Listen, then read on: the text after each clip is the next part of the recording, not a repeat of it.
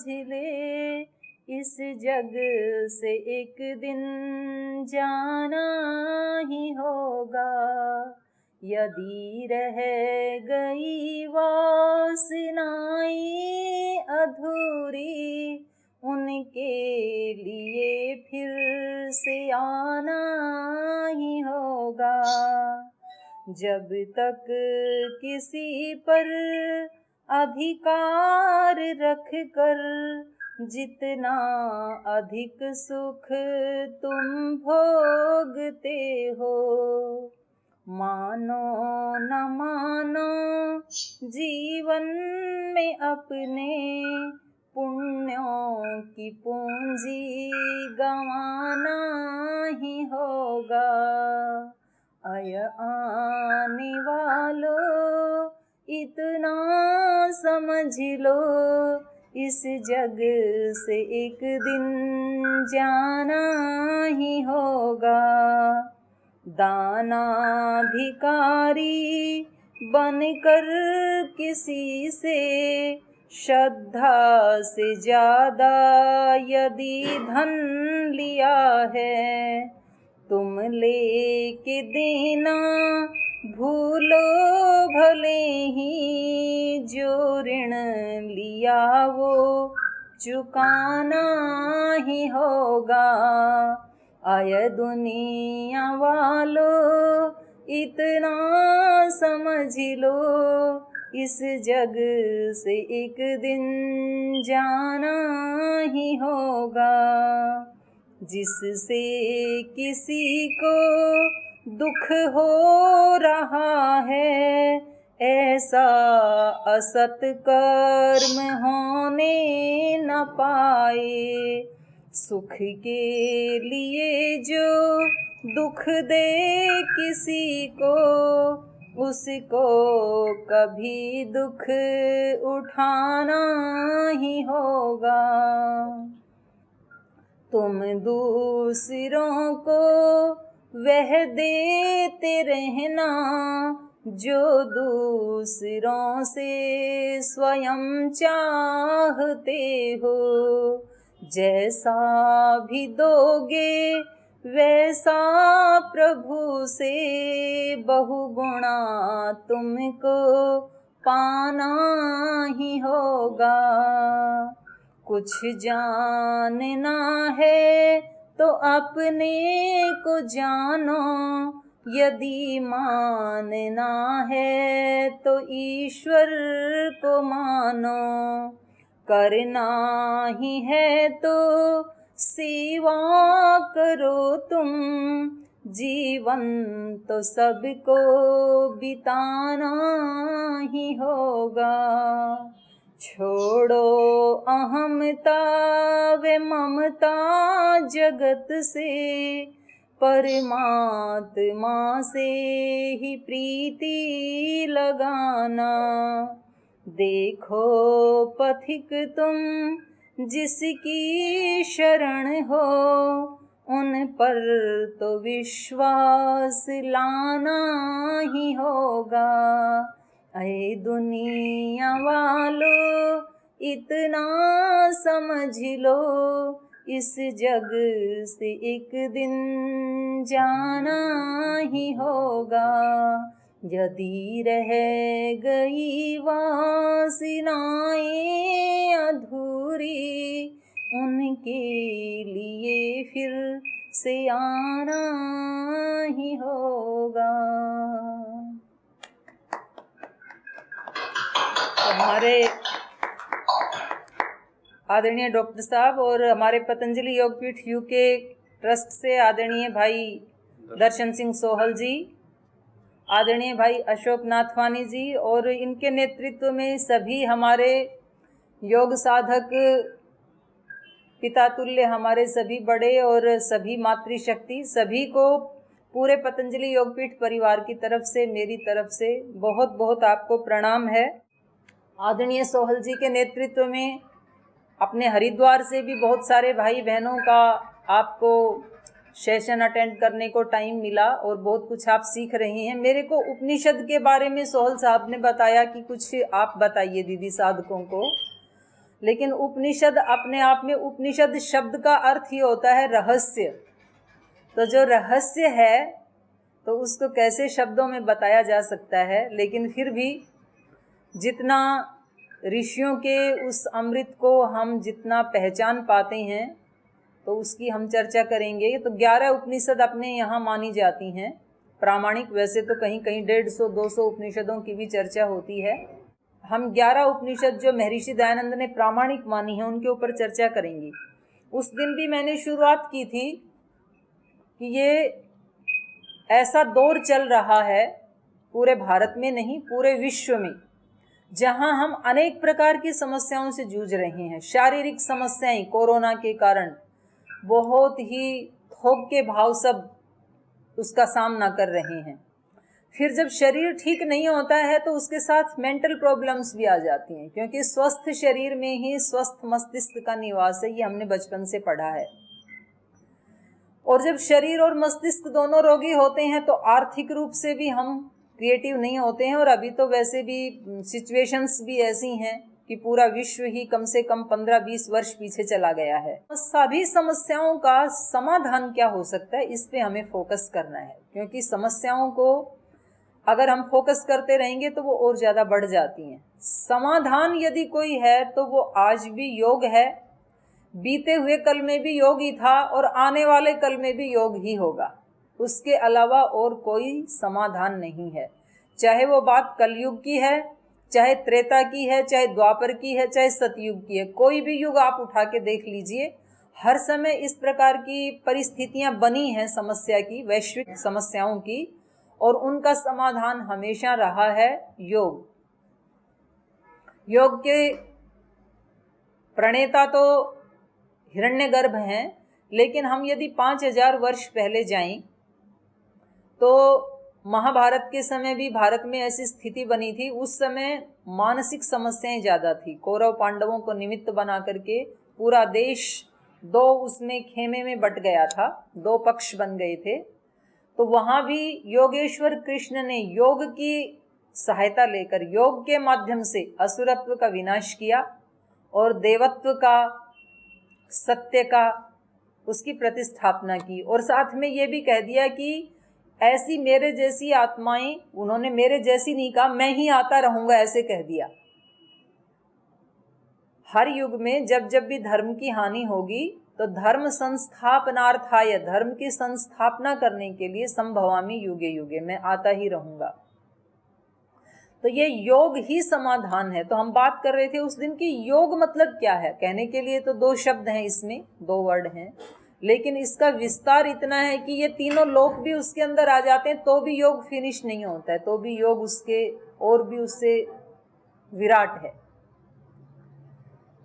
तो आप कहेंगे कि जी हमें तो उतना परिचय मिल जाए उस योग का जो हमारे जीवन में काम आए। तो उस दिन श्रद्धेय स्वामी जी महाराज ने एक बात बताई थी कि योग हमारे जीवन का बेस भी है और टॉप भी है। हम शुरू भी योग से करते हैं और जीवन का एंड भी योग से होता है। शुरुआत होती है जब हमारे पास कुछ नहीं होता है, तो छोटे बच्चे योगी जैसे ही होते हैं। और जब जीवन का एंड होता है तो अगर आप वर्ण आश्रम व्यवस्था से चलें तो संन्यास आश्रम है लास्ट। पहले ब्रह्मचर्य, फिर गृहस्थ, फिर वानप्रस्थ, फिर संन्यास। सन्यासी के पास भी कुछ नहीं होता है। तो बच्चे से शुरू किया था कुछ नहीं से और एंड हो गया कुछ नहीं पे। और जो सन्यासी नहीं बनते हैं उनका भी जो अंतिम श्वास जब होता है तो उनके पास कुछ नहीं होता है। स्थूल दृष्टि से, संस्कारों की दृष्टि से बहुत कुछ लेके आए हैं, बहुत कुछ लेकर के जाएंगे, खाली नहीं होते हैं संस्कार की दृष्टि से। लेकिन ये भौतिक चीज़ों की दृष्टि से मैं बात कर रही हूँ। तो ये योग क्या है और हमारे पास उसको बढ़ाने के लिए उसके संसाधन क्या हैं, क्योंकि ये जो समस्या है इसमें आज भारत नहीं पूरा विश्व तो भारत की तरफ देख रहा है कि अगर कोई समाधान आएगा तो भारत से आएगा। और भारत में भी सब लोग पतंजलि योगपीठ की तरफ देख रहे हैं, श्रद्धेय स्वामी जी महाराज की तरफ देख रहे हैं, पूज्य आचार्य श्री जी की तरफ देख रहे हैं। और ये महाराज जी का और आचार्य जी का परम पुरुषार्थ, परम तप और परम सहयोग है पूरे विश्व को, भारत सहित, कि आज भारत में यदि डेथ रेट कम है, या जिनको पॉजिटिव कोरोना होने के बाद भी नेगेटिव आ जाता है, तो ये योग की और आयुर्वेद की महिमा है। योग करते हैं लोग बहुत ज़्यादा, और आजकल एक टाइम चाय के स्थान पे सब लोग काढ़ा पीने लग गए हैं भारत में, और मुझे लगता है कि शायद यूके में भी शुरू हो गया होगा। तो और कोई इसकी वैक्सीन निकली नहीं है अभी, तो ये हमारे लिए बहुत सौभाग्य की बात है। और कुछ रिसर्च करके यदि दवा भी निकाली है तो सबसे पहले पतंजलि ने ही ये दावा किया है कि कोरोनिल खाओ और 8 दिन में आपका पॉजिटिव कोरोना भी नेगेटिव आ जाएगा। तो ये कितनी बड़ी बात है, तो ये योगी ही कर सकता है। तो हम इस योग को कैसे अपने जीवन में उतारें? क्या हम केवल जो 8 प्राणायाम करते हैं, योगिक जॉगिंग करते हैं, कुछ एक्सरसाइज करते हैं, बस इतना ही है क्या योग, या इससे आगे भी है? ये तो योग की शुरुआत है। यदि हम अपने शास्त्रों में जाएं तो अष्टांग योग, यम नियम आसन प्राणायाम प्रत्याहार धारणा ध्यान समाधि, तो प्राणायाम उसमें एक अंग है। अगर इतना किसी को समझ में नहीं आए तो मैं, क्योंकि उपनिषद की बात हो रही है आज, तो उपनिषद में भी योग की बात जहां हो रही है उसकी तरफ मैं ध्यान दिलाना चाह रही हूं। जैसे मैंने भगवान कृष्ण के बारे में बताया, तो भगवान कृष्ण के जीवन से हम 2 चीजें सीख सकते हैं। भगवान कृष्ण का जो योग है वो कहते हैं समत्वम योग उच्यते, समता में रहो, बस ये योग है। लेकिन उस समता में रहें कैसे? हमारे सामने जब खुशियां आती हैं तो वो दिखाई देती हैं, व्यक्ति उसको छिपा नहीं पाता है, और जब परेशानियां आती हैं उसको भी छिपा नहीं पाता है, कितना भी मुस्कुराने की कोशिश करे। लेकिन ये चेहरा है, ये भगवान ने ऐसा बनाया है, इसका डिजाइन ये सब रिफ्लेक्ट कर देता है, अंदर क्या चल रहा है वो आ जाता है, चेहरे के ऊपर, आंखों के ऊपर आ जाता है। तो भगवान कृष्ण कहते हैं आप उसको अंदर से बैलेंस करना सीखें। हमारे सामने ये पृष्ठ है, कोई पेज हम निकालते हैं तो पहले इसका कंप्यूटर में सॉफ्ट कॉपी होती है, उसका प्रिंट आउट बाहर निकलता है। अगर इस पेज में हमें कोई त्रुटि दिखाई दे रही है, कोई मिस्टेक दिखाई दे रही है, तो अब हमारे पास 2 तरीके हैं। पहले हम यहाँ हार्ड कॉपी में उसको करेक्ट करें और फिर कंप्यूटर में जा कर के उसको ठीक करें, तो आगे आने वाले प्रिंट आउट ठीक निकलेंगे। और दूसरा तरीका ये है कि हार्ड कॉपी को छेड़ने की ज़रूरत नहीं है, सीधा ही जा कर के सॉफ्ट कॉपी में आप वो करेक्शन लगा दें, उसके बाद जो भी प्रिंट आउट निकालेंगे वो सब अच्छे ही आएंगे। तो योग का जो तरीका है वो यही है कि वो अंदर पहले सॉफ्टवेयर को, कि आप कैसे अपने विचारों को, अपने मन को कैसे आप कंट्रोल कर सकते हैं, यही बात भगवान कृष्ण सिखा रहे हैं। जब इन्होंने कहा ना समत्वम योग उच्यते, तो समता में कैसे रहें? समता में वो ही मन रह पाएगा जिस मन को पहले ट्रेनिंग दे दी गई है वैसा रहने की। तो हम बहुत सारे काम करने की ट्रेनिंग देते हैं अपने आप को, हम इंग्लिश पढ़ने की ट्रेनिंग देते हैं, हम हारमोनियम बजाने की ट्रेनिंग देते हैं, बांसुरी बजाने की ट्रेनिंग देते हैं, तबला बजाने की ट्रेनिंग देते हैं, गाड़ी चलाने की ट्रेनिंग देते हैं, रोटी पकाने की ट्रेनिंग देते हैं, योगिक जॉगिंग की ट्रेनिंग देते हैं, कपालभाति करने की ट्रेनिंग देते हैं, कितनी ट्रेनिंग देते हैं अपने आप को। इसके साथ साथ एक ट्रेनिंग और देनी है, वो देनी है अपने मन को, कि कुछ भी हो आपको इधर उधर नहीं होना है। इसका नाम है योग। तो अभी हम जन्माष्टमी भी मना रहे थे, तो उनके चेहरे पे हमने देखा, भगवान कृष्ण के चेहरे के ऊपर आजीवन कभी भी टेंशन दिखाई नहीं देती है, हमेशा मुस्कुराहट दिखाई देती। वो अंदर से ही उनका ऐसा है कि वहां पर उन्होंने अपने अंदर ही अपने मन को ऐसी ट्रेनिंग दे रखी है। हमें ये इम्बैलेंस हमारा होता क्यों है, तो उसका भी उन्होंने बता दिया, गीता में बताया, काम एष क्रोध एष, नर्क के दोनों द्वार हैं, काम और क्रोध। हम खुश होते हैं तो क्यों होते हैं? जब हमें जिस चीज की कामना थी वो हमें मिल गई, इसलिए हम खुश हो जाते हैं। हम दुखी क्यों होते हैं? जिस चीज की हमें कामना थी वो मिली नहीं, इसलिए दुखी हो जाते हैं। तो सुखी और दुखी होना ये हो गया योग की स्थिति से बाहर निकलना, और ये दोनों होते हैं कामना के कारण। और जब कामनाएं पूरी नहीं होती हैं तो फिर आता है क्रोध। ध्यायतो विषयान पुंसः संगस्तेषुपजायते संगात भवति सम्मोह सम्मोहात् बुद्धि विभ्रमः। स्मृति भ्रष्ट हो जाती है, उससे बुद्धि भ्रष्ट हो जाती है। और जब कामनाएं होती हैं और वो पूरी नहीं होती हैं तो उसमें गुस्सा आता है, पूरी हो जाती हैं तो लोभ बढ़ जाता है। तो दोनों ही दृष्टि से कामनाएं हमें बांधती हैं, तो उसको हम कैसे हटाएं। हर व्यक्ति चाहता है कि उसको कामनाएं नहीं चाहिए, वो बैलेंस की स्थिति में रहना चाहता है, हमेशा खुश रहना चाहता है, हमेशा समता में योग की स्थिति में रहना चाहता है। लेकिन रहें कैसे, तो उसका भी कारण है फिर योग। योग का मतलब है सुबह ही अपनी शुरुआत, जैसे आप सब ने आज की शुरुआत योग से की, तो उसमें अपने शरीर को कैसे बैलेंस रखना है, मन को कैसे बैलेंस रखना है, इसका 1-1.5 घंटा ट्रेनिंग दे दें अपने मन को और शरीर को, इंद्रियों को। उसके बाद दिन भर जो भी जिएंगे हम, वो योग होगा। और योग में इतना आकर्षण है, योगियों को ढूंढने के लिए लोग कहाँ कहाँ गंगोत्री की, तपोवन की गुफाओं तक चले जाते हैं कि कोई ऐसा योगी मिले। योग में बहुत आकर्षण है। आज पतंजलि योगपीठ के पास जो इतना बड़ा एम्पायर है, उसका कारण क्या है? योग। उससे आकर्षित होकर के लोग आए, और आज पूरा भारत नहीं, पूरा विश्व योग की तरफ आकर्षित हो रहा है, क्योंकि उसके अंदर कुछ है, उसके अंदर ऐसा आकर्षण है। और जब व्यक्ति के आज के दिन में आकर्षण नहीं होगा, मैं अभी थोड़ी देर पहले ही हमारे आदरणीय भाई साहब से मैं चर्चा कर रही थी कि जब हमारा वर्तमान सुंदर नहीं होता है तो फिर हम उस सुंदरता को, उस प्रेम को ढूंढने के लिए या तो पास्ट में जाते हैं या फ्यूचर में जाते हैं, क्योंकि प्रेजेंट में कुछ ऐसा है ही नहीं। प्रेजेंट में ऐसा क्यों नहीं है? क्योंकि हम प्रेजेंट में या तो अपने बारे में सोचते हैं या अपनों के बारे में सोचते हैं, और वो जो हमने सोचा था, जो सपना हमने संजोया था, वो लगभग 30-35 साल तक पूरा हो जाता है। अपने बारे में जो सोचा था, मुझे इतनी पढ़ाई करनी है, ये नौकरी करनी है, ये इनके साथ शादी करनी है, ऐसा मकान बनाना है, ये गाड़ी लेनी है, ये मोबाइल लेना है, ये 35 साल तक पूरा हो जाता है सारा। फिर आगे, और अपनों के लिए जो सोचा था, बच्चों की ये पढ़ाई करवानी है, बच्चों को सेटल करना है, बस इतना ही सोचा था हमने, और ये हो जाता है 35-40 वर्ष तक पूरा। फिर अब आगे व्यक्ति क्या करे? आगे कोई है ही नहीं कुछ करने के लिए, तो फिर वो या तो पास्ट में जाना शुरू कर देता है। जब हम छोटे बच्चे थे तो ऐसे करते थे, इतने सुखी थे, हम इंडिया में रहते थे तो इतने खुश थे, और हम यहाँ इंडिया वाले कहेंगे जब हम यूके जाएंगे तो इतने खुश हो जाएंगे, विदेश में सेटल हो जाएंगे। वो भविष्य का सोचते हैं, ये भूतकाल का सोचते हैं।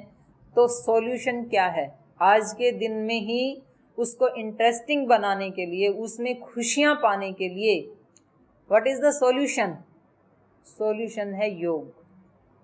आज का दिन ही इतना आनंदित बनाए कि हमें याद ही ना आए कल की, आने वाले कल की और बीते हुए कल की।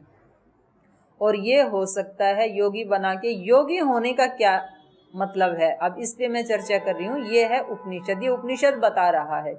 उपनिषद कहता है सुख कहाँ है, आज के दिन को सुखी कैसे बनाएं, आज के दिन खुश कैसे रहें। तो वे कहते हैं यो वै भूमा तत्सुखम।